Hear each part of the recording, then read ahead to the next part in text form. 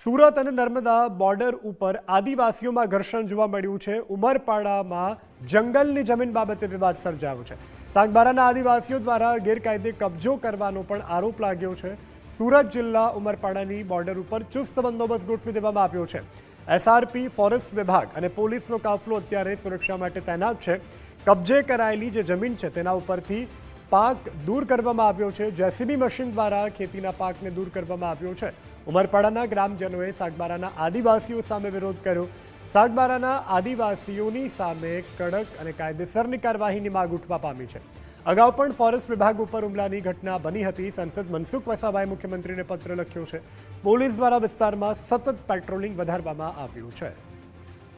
ત્યારે બી એ લોકો જંગલમાં પ્રવેશ કરતા છે અને ખેડાણ કરતા છે। એ લોકો અમારા જંગલમાં આવે ને ઉમરપાડા તાલુકાના જમીન છે એમાં આવે ને લોકોને સરકાર શ્રીને નમ્ર વિનંતી કરે કે લોકોને અંદર ઘૂસવા નહીં દે ને એ લોકોને જરાક સજા આપે। આ લોકો ક્રૂર ખૂની હત્યા કરવાવાળા માણસો છે।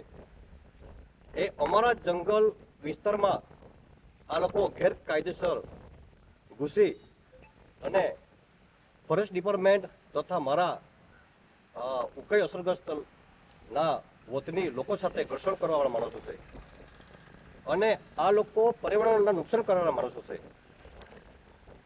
જેથી મારી સરકારશ્રીને આ વિનંતી છે કે ઉમરપાડા તાલુકાના હદમાં આવતો જંગલ એને અમે બચાવવા માટે આ સરકાર પર અમે ભીખ માગીએ છીએ।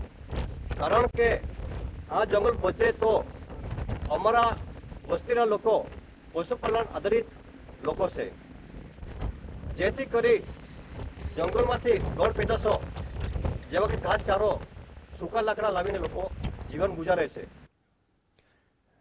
સંવાદદાતા ઉદય જાદવ ફોનલાઈનથી જોડાઈ ચૂક્યા છે। ઉદય, આ સમગ્ર મામલો શું છે અને હાલ આ મામલાને લઈ અને કેવી ગંભીરતા દાખવવામાં આવી છે? કોઈની અટકાયત કરવામાં આવી છે અને કેટલા સમયથી આ પ્રકારે સમગ્ર આ જે જમીન અને જંગલને લગતી આ સમસ્યા ચાલી રહી છે? જી બિલકુલ, સુરત જિલ્લાની બોર્ડર પર આદિવાસી વચ્ચે ઘર્ષણ સર્જાઈ રહ્યું છે। ઉમરપાડા જંગલની જમીનને લઈને છેલ્લા ઘણા સમયથી વિવાદ છે તે ચાલી રહ્યો છે। નર્મદાના સાગબારા તાલુકાના આદિવાસી ઉમરપાડા તાલુકાના જંગલમાં ગેરકાયદેસર કબજો કરતા હોવાનો આરોપ જે ઉમરપાડાના જે આદિવાસી છે તે લગાવી રહ્યા છે, જેને પગલે સુરત જિલ્લા ઉમરપાડાની બોર્ડર ઉપર ચુસ્ત પોલીસ બંદોબસ્ત છે તે ગોઠવાયો છે।